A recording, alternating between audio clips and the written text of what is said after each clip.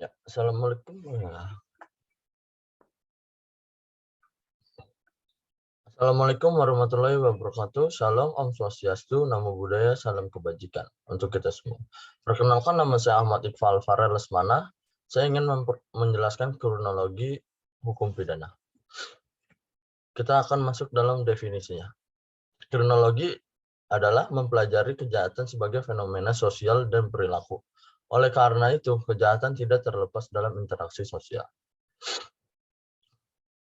Dan kriminologi juga hadir sebagai ilmu membantu dalam hukum pidana yang memberikan pemahaman tentang kejahatan, sebab, dan upaya yang dapat menanggulangi kejahatan yang bertujuan untuk menekan laju perkembangan kejahatan di negaranya. Tujuan mempelajari kriminologi adalah untuk mempelajari kejahatan seluas-luasnya, agar dapat memahami sebuah tindak kejahatan dengan baik.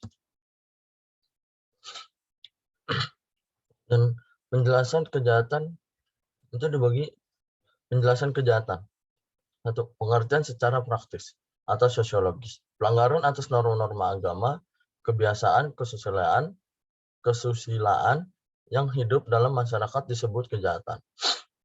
Yang kedua, pengertian secara religius. Pelanggaran atas perintah-perintahnya Tuhan. Yang ketiga, ada pengertian secara yuridis. Kejahatan adalah setiap perbuatan atau kelalaian yang dilarang oleh hukum publik untuk melindungi masyarakat dan diberi pidana oleh negara. Dan yang unsur yang dapat dikatakan kejahatan itu ada dibagi 7. Yang pertama, ada perbuatan yang menimbulkan kerugian. Yang kedua, kerugian yang dapat tersebut telah diatur di dalam kitab-kitab hukum, kitab undang-undang hukum pidana. Yang ketiga, harus ada perbuatan kriminal. Harus ada perbuatan atau criminal act. Yang keempat, harus ada maksud jahat atau criminal intent sama dengan mens rea. Yang kelima, ada peleburan antara maksud jahat dan perbuatan jahat. Nah, keenam, harus ada perbauran antara kerugian yang telah diatur di dalam KUHP dengan perbuatan. Dan terakhir, harus ada sanksi pidana yang mengancam perbuatan tersebut. Dan kita akan masuk di dalam gejala umum kejahatan di kota besar. Yang pertama, informasi tentang kejahatan tidak bersumber dari pengalaman langsung, yang tetapi diinformasikan melalui media. Yang kedua, ada ketika konsentrasi penduduk yang tinggi mengakibatkan bervariasi dan tidak berpolanya sumber terjadinya kejahatan. Atau secara modus, tempus, dan lokus. Yang ketiga, ada korban atau akibat dari kejahatan, mulai dari kejahatan jalanan sampai dengan kejahatan kekerasan, dipersepsi semakin menderita atau mengalami perlakuan sadis. Yang keempat, ada masyarakat merasa terkurung oleh ketakutannya sendiri, yang diciptakannya juga sendiri.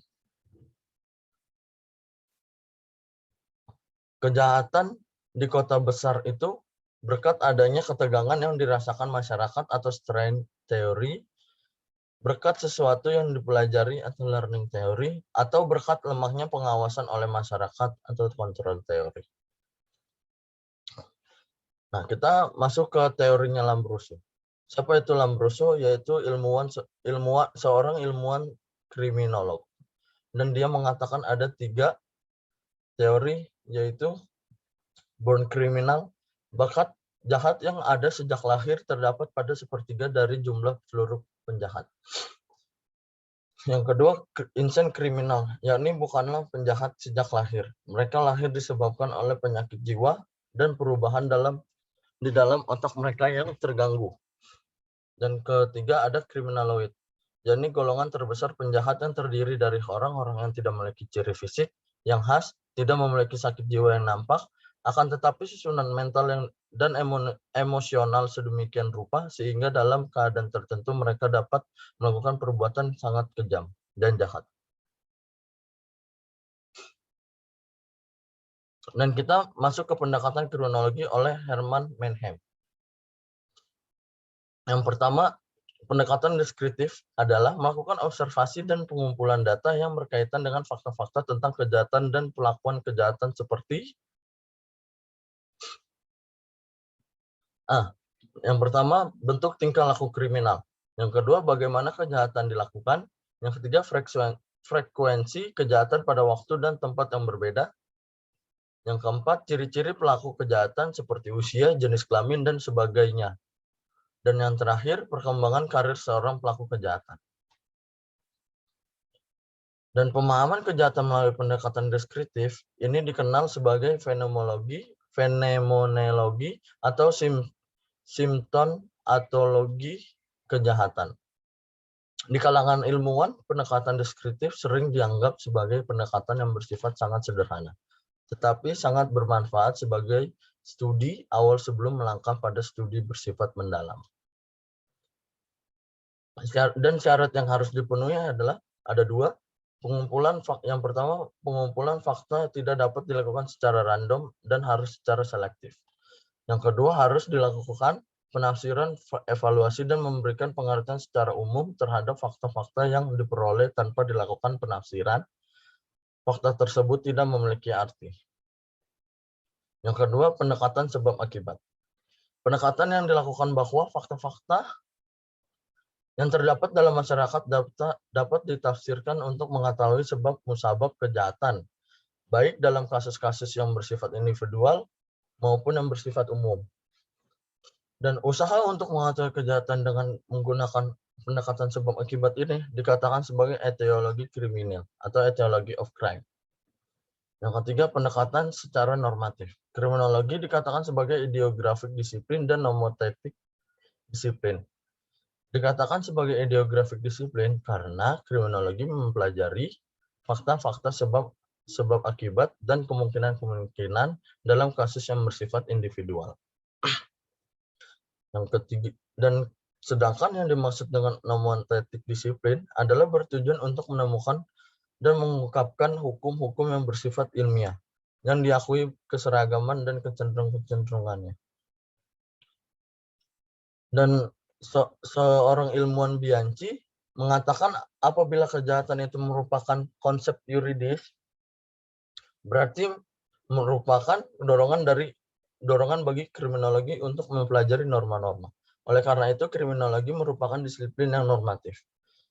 Dan sedangkan ilmuwan Herman Mannheim mengatakan bahwa meskipun kriminologi itu mempelajari sesuatu yang bersifat normatif, kriminologi itu sendiri bukan bersifat normatif, tetapi bersifat faktual. Kriminologi is not normative, but a factual discipline. Demikian Herman Mannheim. Dan kita akan masuk ke faktor mengapa masih diperlukan lembaga adat sebagai penyelesai konflik. Penerapan hukum adat yang bertujuan menjaga kelangsungan kehidupan sosial masyarakat yang menjadi harapan akan peran lembaga adat setempat dalam menjaga gejolak interaksi sosial yang terjadi sehingga dapat menciptakan suasana rukun dan damai. Dan selanjutnya, peranan lembaga adat dalam menyelesaikan konflik lahan memperoleh nilai pengaruh dari dua faktor, yaitu internal dan eksternal yang positif.